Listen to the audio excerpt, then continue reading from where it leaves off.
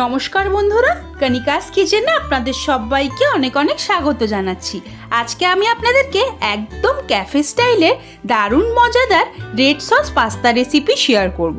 এটা বানানোও কিন্তু খুব সহজ। চলুন তাহলে বানানো শুরু করা যাক।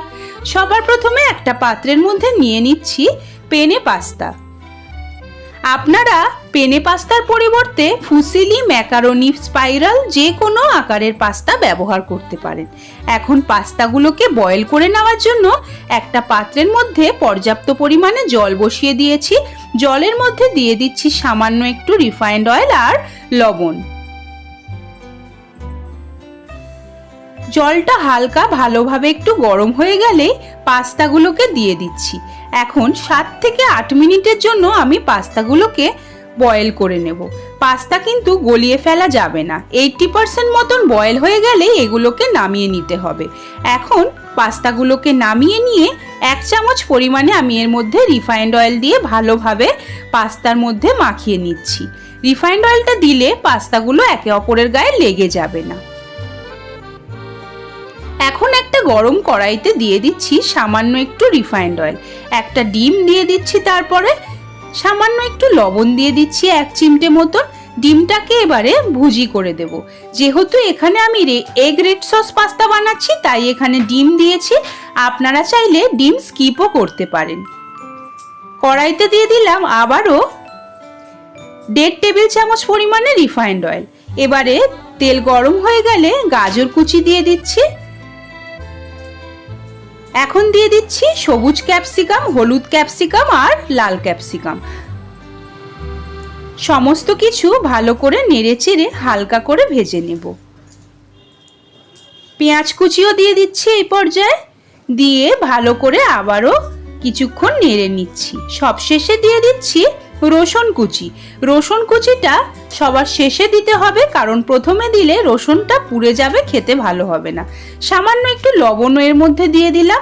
এখন নেড়ে চেড়ে ভালো করে হালকা করে ভেজে নিচ্ছি। 1/4 চামচ পরিমাণে দিয়ে দিচ্ছি গোলমরিচের গুঁড়ো।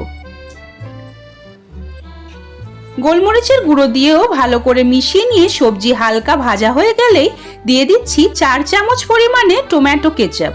টমেটো কেচাপটাকে দিয়েও ভালো করে নেড়ে চেড়ে 2 মিনিট মতন ভেজে নিয়েছি।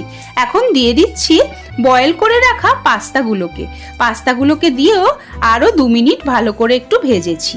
এখন দিয়ে দিচ্ছি 1 প্যাকেট ম্যাগি মশলা। ম্যাগি মশলা দিলে স্বাদটা কিন্তু খুব বেশি ভালো লাগে। এখন দিয়ে দিচ্ছি সানরাইজ পাস্তা মশলা বা পেরি পেরি মশলা। আপনারা চাইলে এটাকে স্কিপও করতে পারেন, তবে এটা দিলে আরো বেশি মজাদার হয় পাস্তাটা। এখন দিয়ে দিচ্ছি পাস্তা মিক্স। এর মধ্যে oregano, garlic powder, mixed herbs ইত্যাদি রয়েছে। ভালো করে মিশিয়ে নিয়ে যে ডিমটা আমরা ভুজি করে রেখেছিলাম সেটা দিয়ে দিলাম। এবার নেড়ে চেড়ে নিলেই তৈরি হয়ে যাবে এগ রেড সস পাস্তা। আর একটা কথা, এই পুরো পাস্তাটাই কিন্তু আমি মিডিয়াম ফ্লেমে বানিয়েছি। এবার এটাকে আমি নামিয়ে নিচ্ছি। তাহলে দেখতেই পেলেন তো বন্ধুরা, এটা বানানো খুব সহজ। আপনারা এইভাবে একবার বানিয়ে খেয়ে আমাকে কমেন্ট করে জানাবেন যে আপনাদের কেমন লাগলো। ভালো লাগলে লাইক করবেন, আমার চ্যানেলকে সাবস্ক্রাইব করে আমার পাশে থাকবেন। পাশে থাকা বেল আইকনটিও ক্লিক করে দেবেন যাতে আমি চ্যানেলে যখনই কোনো নতুন ভিডিও দেবো আপনার কাছে সবার আগে পৌঁছে যায়। এখন ওপর থেকে দিয়ে দিচ্ছি কিছুটা পরিমাণে গ্রেট করে নেওয়া মজারেলা চিজ, আবারও কিছুটা পাস্তা মিক্স আর সামান্য একটু চিলি ফ্লেক্স। ওপর থেকে দিলে খেতে আরও বেশি ভালো লাগে। আজকের মতন এই পর্যন্তই। আবারও হাজির হয়ে যাব নতুন কোনো রান্নার রেসিপি নিয়ে। সেই পর্যন্ত আপনারা সবাই খুব ভালো থাকুন ও সুস্থ থাকুন। ধন্যবাদ।